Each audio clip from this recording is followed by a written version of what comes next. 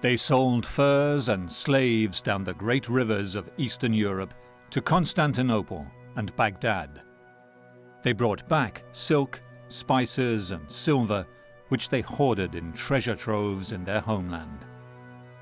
They captured the world's largest city and founded the first Russian states. They were the Varangians, the Rus, the Vikings.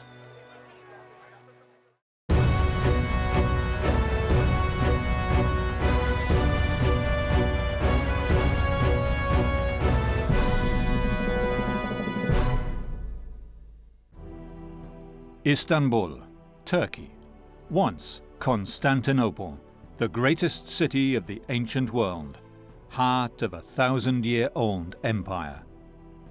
To the Vikings, and still today, it is the gateway to the east. First, the Scandinavian warriors came here to plunder. Then, in a daring raid, they penetrated its massive defenses and extracted a privileged trade deal. Today it is believed, as far as I know, that the appearance of the Vikings here in Eastern Europe in the 9th century is closely connected with their desire for silver.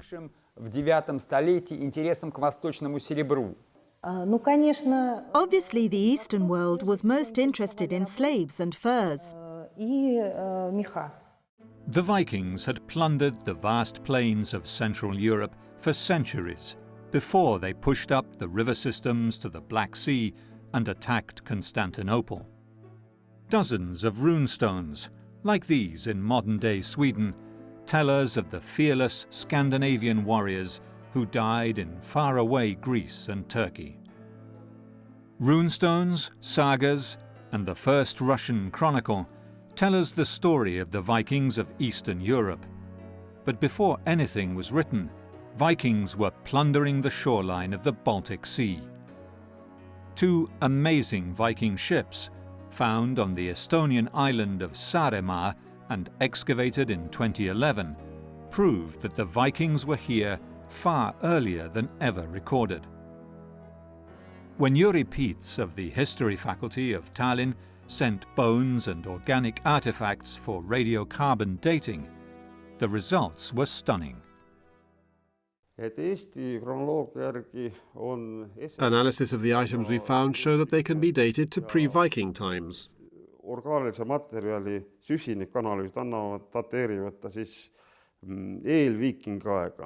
The warriors who died here were a class of professional fighters, or Vikings, as they are known today. At first, we weren't quite sure where these men came from. Judging from some of the items and other marks, it was more or less clear we were dealing with Scandinavian sailors.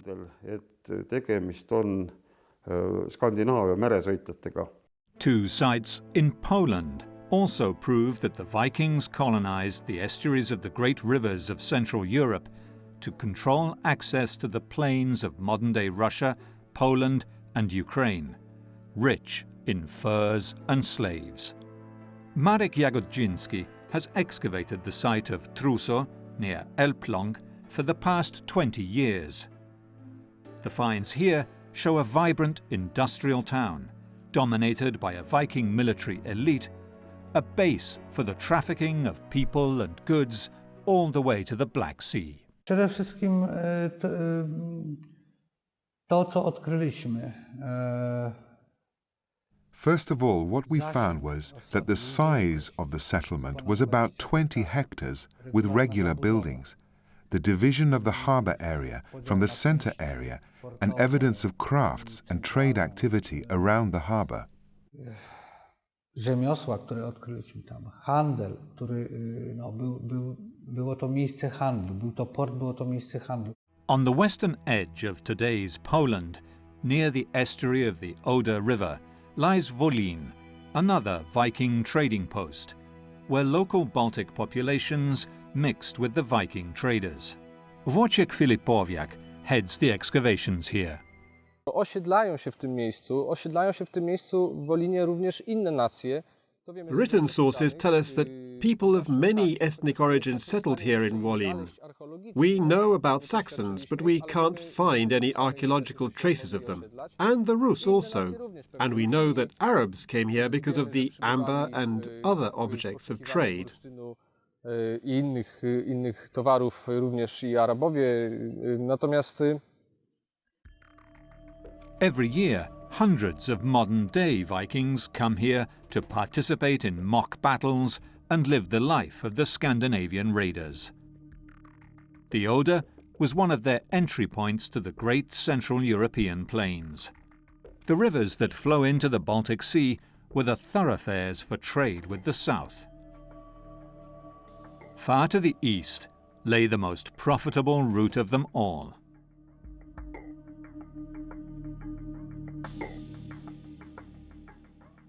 Lake Ladoga, Europe's largest lake and Russia's northernmost expanse of fresh water. One of its tributaries is the great river Volkhov, the waterway leading to the industrial complexes of Volkhov City and Kirishi. For thousands of years, this lake and river system was the gateway to the depths of the Russian steppe and beyond it to the civilizations of the Eastern Mediterranean. For the Vikings, it was just one of the entry points in their aggressive penetration of the Eastern European landmass. A few kilometers south of the Volkhov estuary into Lake Ladoga lies Staraya Ladoga. Here, archaeological excavations have exposed the birthplace of Russia. The typical runic inscriptions and Scandinavian amulets that date back to 753 show that the Vikings had come to dominate this strategic point on the river almost half a century before the first recorded raids against Western Europe. Это уже упомянутая Старая Ладога. This is Staraya Ladoga, where for certain we have found Scandinavian artifacts dating to before the Viking Age. Которые появляются еще до викингов. This is the story of how the great Eastern Empire of the Vikings developed out of a small band of ruthless pagan traders and warriors drawn to the incredible riches of the Eastern Mediterranean. It starts here, in Staraya Ladoga, an ancient trading place on the Volkhov River in northern Russia. Самыми The most important artifacts relating to the Vikings go back to ancient times, mainly the 9th and 10th centuries. древностям, в основном 9-10 века. Their ships ploughed the seas and rivers of the north and penetrated into the landmass of today's Russia, Ukraine, and Poland in search of the legendary wealth of the south. Here they captured slaves, plundered furs, and took them to the cities of Baghdad and Constantinople, where they exchanged them for silver coins, some of which found their way back to the Viking homeland. Сегодня, насколько мне известно, Today, as far as I know, most researchers believe that the Scandinavians exported silver from the Caspian Sea and imported furs taken from Eastern Europe. But here there is some divergence in opinion on the origins of certain goods. Furs were objects of prestige, not very practical, but of prestige. это мех, это предмет престижный, не очень функциональный, но престижный. The Vikings, or Varangians as they were known here, founded an enduring empire based on the immense wealth gained from trafficking precious goods and slaves with the great empires of Byzantium and Baghdad. Early in the 8th century AD, the Vikings conquered trading places along the rivers of Russia. 100 kilometers south of Staraya Ladoga, archaeology students from Moscow are washing mud from Viking Age graves at Rurikovo Gorodishche, on the banks of the Volkhov River, opposite the city of Novgorod, Russia's first capital. They find a blue bead, which once belonged to a Viking woman's necklace. The day before, they found an axe head, confirming that these tombs were the final resting place of the earliest Viking warriors who came to dominate the area. The finds from this site are sent to the museum's restoration laboratories. Here, a laboratory technician is cleaning and preserving wooden objects from the many sites around the city of Novgorod. The wood is preserved using glycol that replaces water in the wood cells.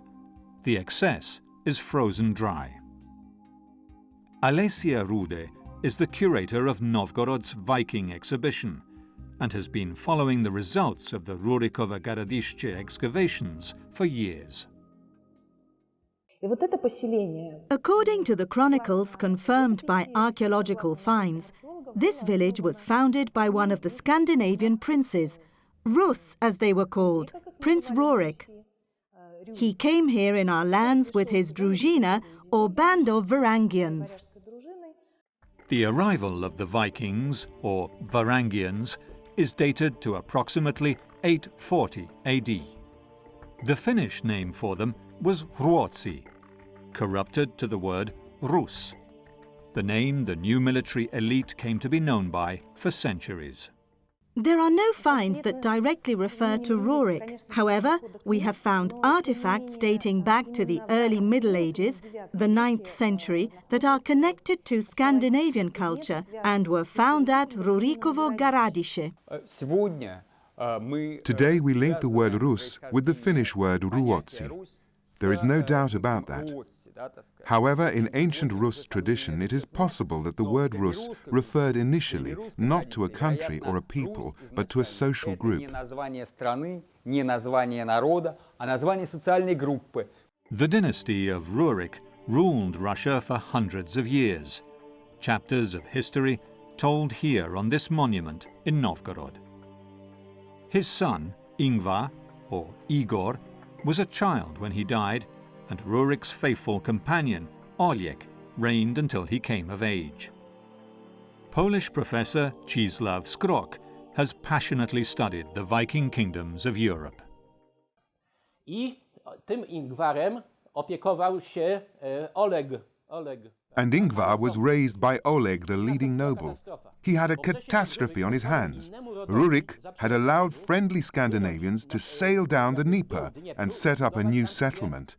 Their leaders were Askold and Dir. I to byli założyciele tego rodu, to byli Askold I Dir. The city of Kiev stands on a bend in the river Dnieper. Rurik's followers, Askold and Dir, captured the town and turned it into their base for a new push down the river system towards the Black Sea. In 860, the city of Constantinople witnessed the arrival of a flotilla of Viking ships. The emperor was away, fighting the Arabs, and the Vikings, although dissuaded from attacking the city by its massive walls, attacked the coastline instead. The city's religious leaders had taken refuge on the so-called Prince's Islands, which the Vikings mercilessly pillaged. For the first time, the Vikings contemplated the wealth of the imperial capital with their own eyes. They would come back for more. Stało się to, że ten Oleg zaniepokoił się, że ten Askold I Dir... Oleg was angry that Askold and Dir had gained such power, that they wanted to be jarls or even more. They had power because when they were in Kiev, they attacked Byzantium, the greatest power in the world at the time.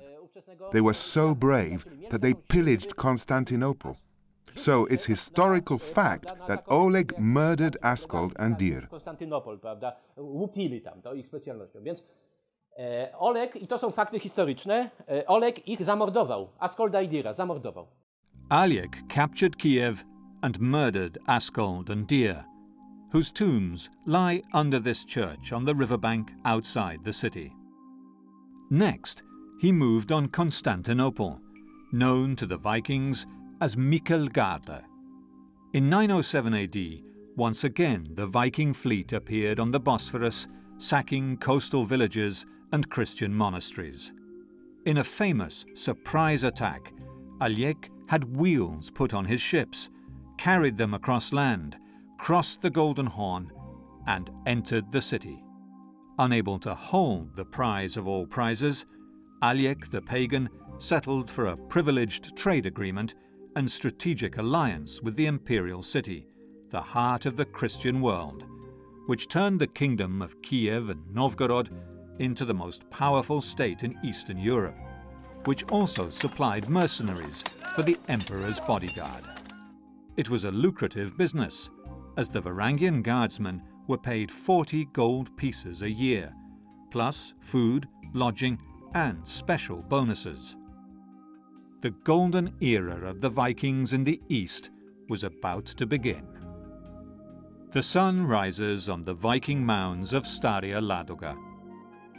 This burial mound once held the remains of Rurik's successor, Aljek, whose attack on Constantinople is the high point of the Viking Eastern saga, thrusting these fearless barbarians into the history books of the great city.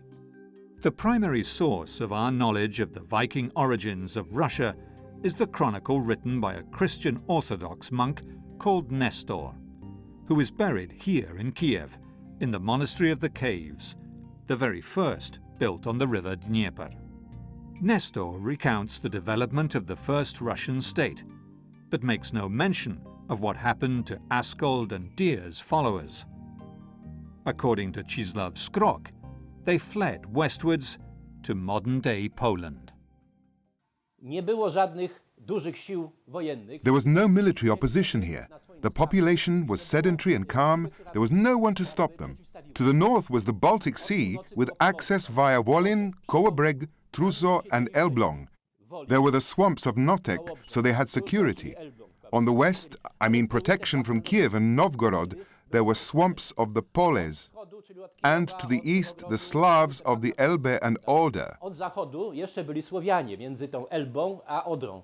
Все-таки, когда мы говорим о тех скандинавах, которые осели здесь, However, when we talk of Scandinavians who settled in the land of future ancient Russia, I don't think we can talk of great global migration of peoples who moved freely between Normandy and York, for example, and Iceland and Kiev. группы людей свободно, глобально перемещались между Нормандией, Йорком, я не знаю, Исландией и Киевом, например. The rise of Poland as a place of passage of the cosmopolitan Viking elites of the time is highlighted by the remarkable archaeological find at Borja, near the Vistula River.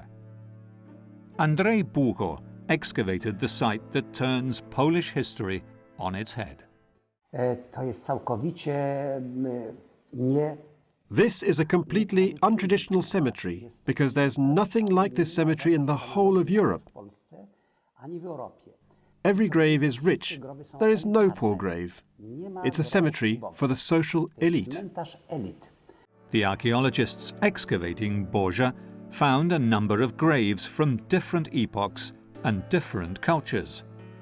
The multi-ethnic community controlled a key point on the river Vistula.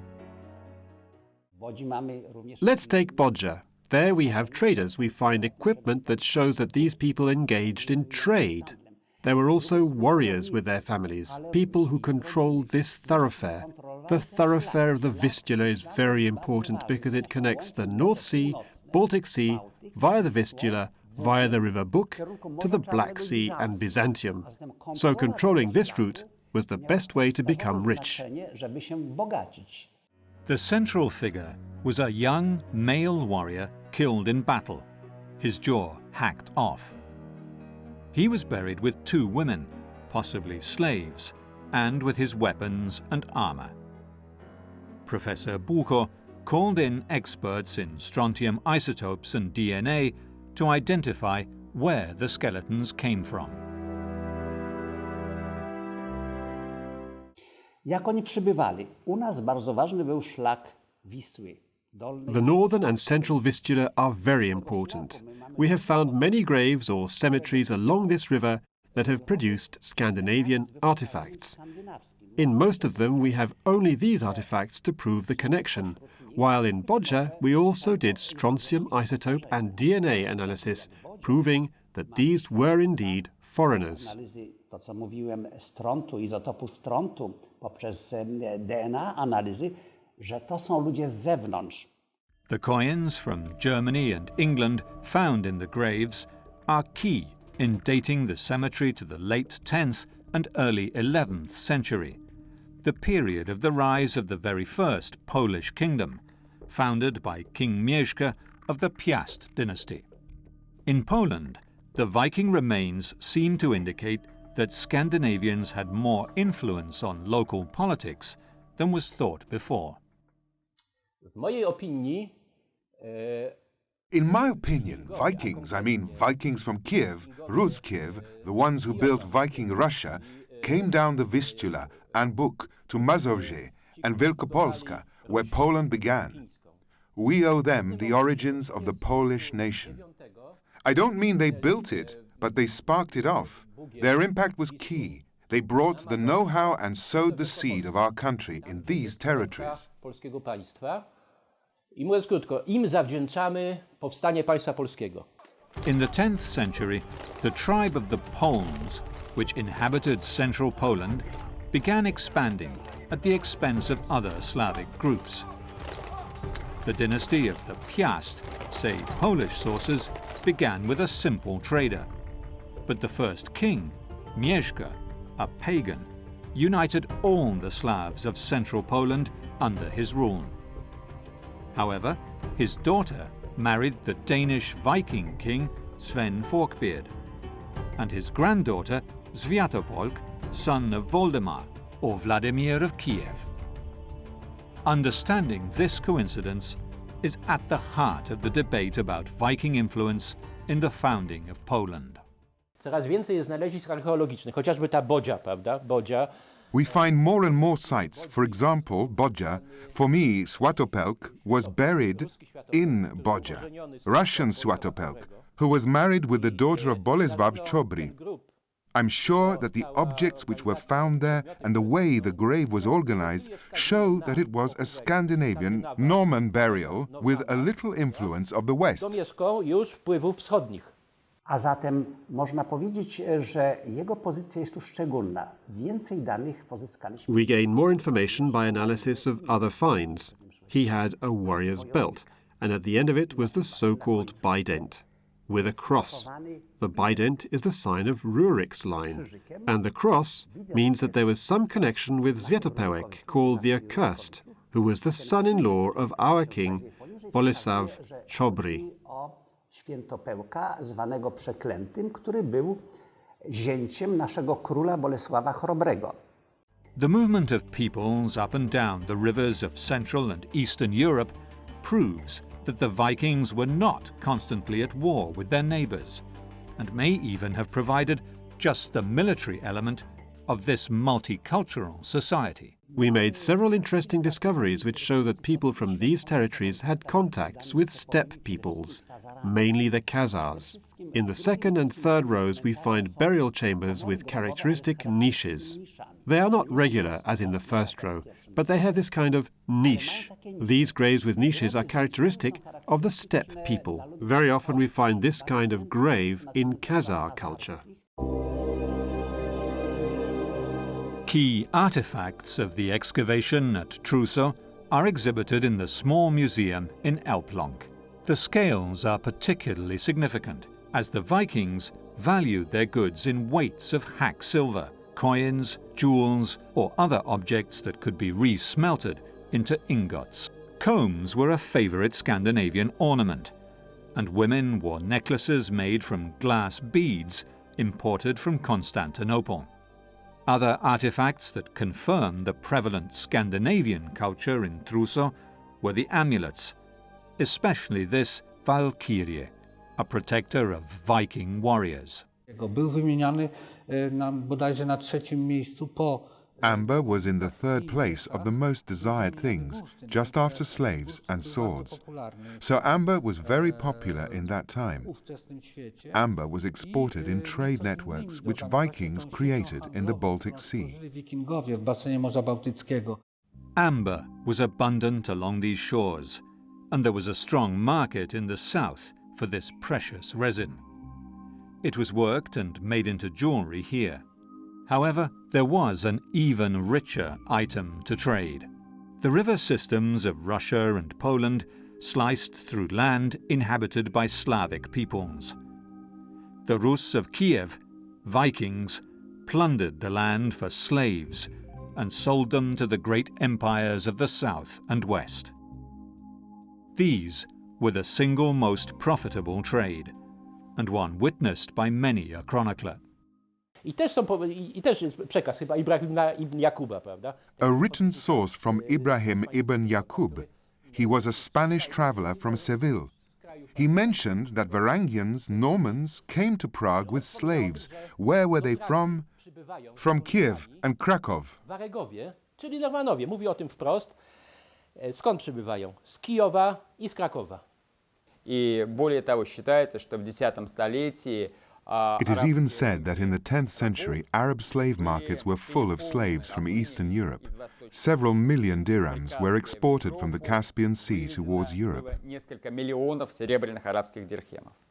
Slaves, furs, amber, and walrus ivory flowed into the markets of the Mediterranean and Central Europe, down the rivers of Russia and Poland. The kings in Kiev had almost exclusive access to the richest cities in the world. The Kiev Vikings, known here as Rus, raided and traded down this river, whose dangerous rapids earned a fearsome reputation. They were navigable only with the high water. In the summer months, cargo had to be carried around them, making traders vulnerable to attack from fierce nomadic tribes, such as the Khazars, Bulgars, and Pechniks. Сколько я понимаю, сегодня мы считаем, что As far as I know, today we do not believe there was a great difference between merchants and warriors in Scandinavian culture. мы не встречаем среди этой скандинавской культуры. We can only say that in the 10th century, when there was almost no centralized power in most of the land, it was impossible not to be a warrior. То, разумеется, сказать, невозможно не было быть воином. Often in the Scandinavian graves, we find, for example, not only weapons, but also scales and some silver to allow this person to be a trader. So it's hard to say whether they should be defined as simply Scandinavians or Vikings.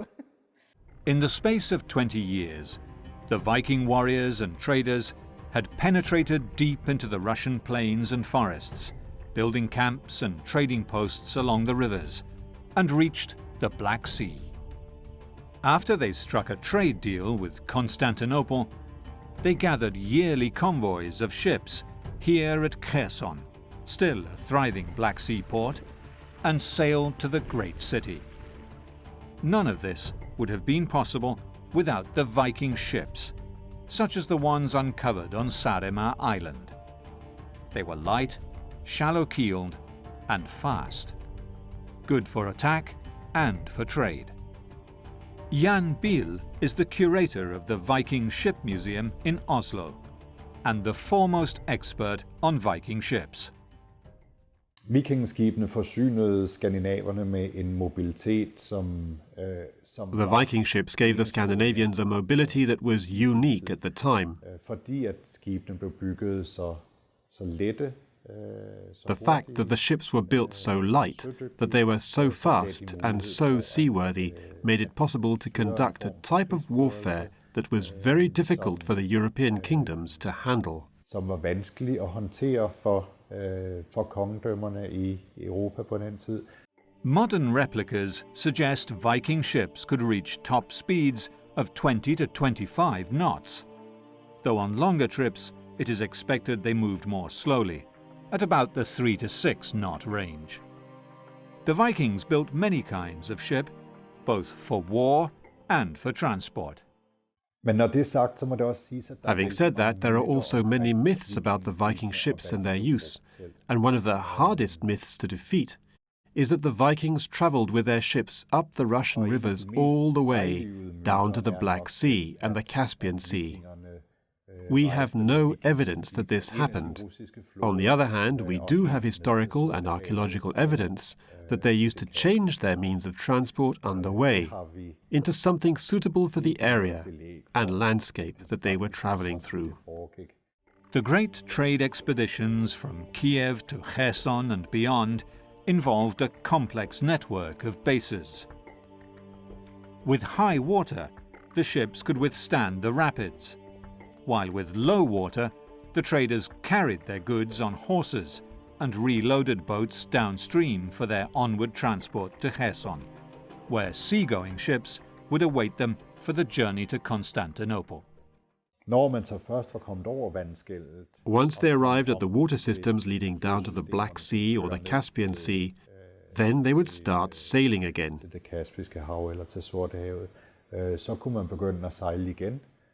And we have a fantastic Byzantine source that describes how the Scandinavians did this.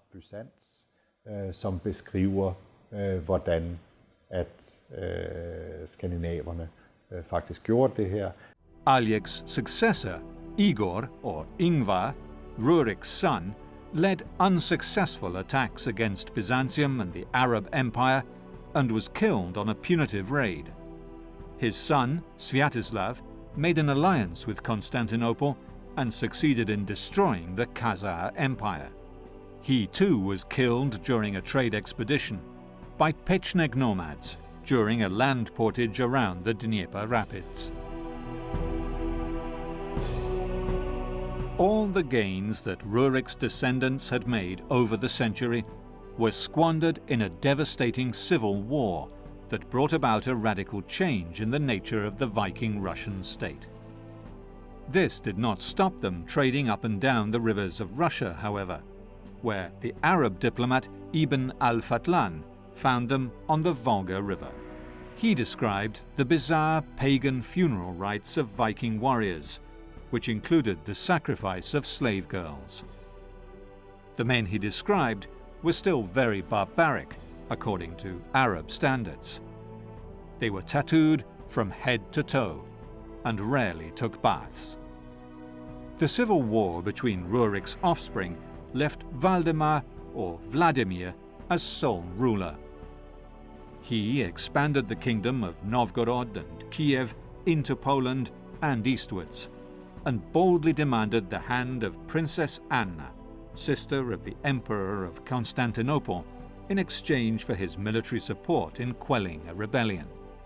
Vladimir chose to become an Orthodox Christian, after famously considering all the monotheistic religions of the time, and seems to have embraced Slavs in his court. Vladimir's illegitimate son, Sviatopolk, married into the Polish royal dynasty when he was exiled from Kiev on the succession of Yaroslav the Wise, maybe the greatest Viking king of Russia. The fates of the royal dynasties of Denmark, Norway, and Sweden passed through the plains of Russia and Poland. Slowly, over time, although the first Christian Viking king of Russia, Vladimir, and his successors continued to draw on Scandinavia for military manpower, the cities became more multicultural. В течение 9-10 столетия мы не видим. However, we don't see permanent conflict in the 9th and 10th century. It is probable that the local population was Slavic in certain areas and Finnish in others, and the Scandinavians occupied certain niches. There is no indication that the traffic and trade of silver and furs occurred outside Scandinavian culture. Меха вне скандинавской культуры. Later, the Vikings and the Scandinavians were assimilated into the local population. So as time goes by, their influence becomes imperceptible. They become the local population as much as the Slavs. They get married and have children, and are no longer distinguished from the local population. This also involves the ruling class at Rurikovo Garadiše, where we find artifacts dating to as late as the 15th century. However, Scandinavian remains go back to the 11th century at the latest. The goods bought in these and other territories found their way to the great Scandinavian market towns of Kaupang near Oslo in Norway, Hedeby in Denmark, and Birka in Sweden. Here in Kaupang, the archaeological remains show a flourishing trade between the farthest northern seas and the two capitals of the Mediterranean world, Baghdad and Constantinople. In 2004, the shores of what was once Constantinople revealed a whole port with sunken ships of the time the Vikings were trading there. The goods brought back from the Greek world were not only silver, but also silk, fine beads, and jewels. The flat-bottomed Viking ships would have been docked alongside these typical Mediterranean craft, as traders mingled in the markets of the empire's capital before the Scandinavians undertook the long and perilous journey northwards. As the market towns grew, so did the wealth of the chieftains who controlled them. They enhanced profit through trade by the exertion of military might, striking local alliances, where necessary even through marriage, to ensure the flow of goods to their own markets. In some cases, we know that objects which were not typical of Slavic culture were produced here. So we know that glass beads or some kind of decoration on the monuments were probably 100% produced in this place. Wolin is believed to have been the base of the so-called Jomsborg Vikings, and was one of the richest towns in the Scandinavian sphere of interest, although firmly in the Slavonic ethnic area. We must think about this as a whole. The written sources say that Jomsborg was a huge city on the South Baltic coastline, and they tell us about events in this place at that time. So when we discover archaeologically this kind of big city dating back to medieval times, and we find lots of artifacts for trade and export and crafts and so forth, we have no doubts that this is that place. This runestone that stands on Åland commemorates the greatest battle of the Jomsvikings, when their commander attempted to win the throne of Sweden on the plain of Uppsala. It invokes Odin and his daughter, a rare mention of pagan gods on a runestone. According to the ancient sagas, written down centuries after the events by Icelandic scribes, the Jomsvikings were mercenaries who often fought as allies of the Danish king Harald Bluetooth. Some may well have also been of Slavic origin. Fighting for a king for plunder and for money was an honourable activity, and for hundreds of Viking men, fortunes were to be made and lost in the plains of Poland and Russia. Their political influence on Slavic tribes, however, is the subject of heated debate. We have two periods in which Scandinavians come to Polish territories. In the late 9th century and early 10th, they were settlers, people who live in houses as part of a local community. And here we find equipment which is typical for people who do not take part in wars. They haven't got swords. But if we talk about the second part of the 10th century and beginning of the 11th, when the Vikings moved and developed as a group, we do find swords in graves.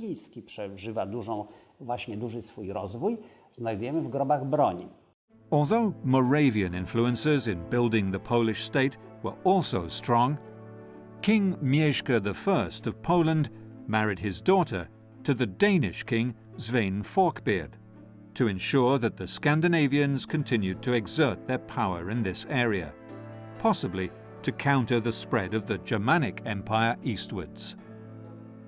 Through his marriage to the Polish princess, Svein Forkbeard's empire stretched from Poland to the British Isles, and the taxes he could raise from trade along the whole Baltic coastline turned him into the most powerful Viking king. However, he was not the only Viking monarch whose fortune was tied to the east. Olaf Tryggvason worked as a mercenary for Vladimir before leaving Russia for the north, where he eventually married an Irish queen and became the first Christian king of Norway, and died fighting his Danish rival in the year 1000. But the greatest Viking of them all was the commander of the Imperial Varangian Guard, Harald Hardrada. He made a fortune as a mercenary but never forgot his descent from the Norwegian royal line. As commander of the Varangian Guard, Harald Hardrada played a key role in the politics of the great empire and learned how to rule as a Christian king from the most powerful emperors of the time. In 1040, he left the heady imperial court for the north and travelled the rivers of Russia back to his homeland in Norway, conquering the throne there before attacking England. It was the year 1066, and the sun was setting on the Viking era. The valiant Viking won the first battle against the Saxon king here at Fulford, near York, but died a heroic death in the Battle of Stamford Bridge, now a quiet Yorkshire village, famous only for the last victory of the Anglo-Saxons. Overgangen til During the Scandinavian transition to the Middle Ages, at the end of the Viking Age, we also see that the ship becomes a measure for various things. There are examples of tax systems based on land being divided into ships' crews. It sort of becomes a metaphor for society. som metafor for samfundet, så at sige. Harald left behind him hundreds of Scandinavian Varangians, who still spoke and wrote in the Nordic language.